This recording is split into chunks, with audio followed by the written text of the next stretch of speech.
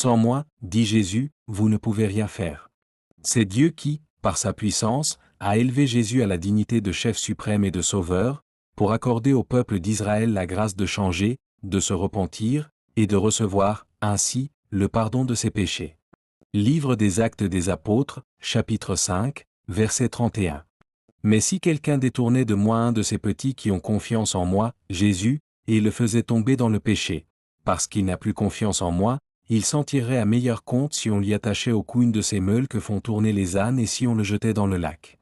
Évangile de Marc, chapitre 9, verset 42.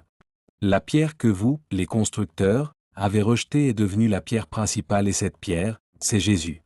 En effet, c'est lui seul qui peut nous sauver. Car dans le monde entier, Dieu n'a donné aux hommes personne d'autre pour nous sauver. Livre des Actes des Apôtres, chapitre 4, versets 11 et 12. Jésus dit à ses disciples, « Ne soyez pas inquiets, croyez en Dieu et croyez aussi en moi. Et, quand je serai allé vous préparer une place, je reviendrai et je vous prendrai avec moi.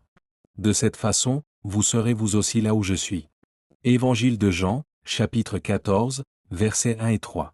Et à partir de ce moment, Jésus commença à prêcher en public en disant, « Changez, repentez-vous, car le royaume des cieux est proche. » Évangile de Matthieu, chapitre 4 et verset 17. Oui, maintenant donc, changez, repentez-vous, et tournez-vous vers Dieu pour qu'il efface vos péchés.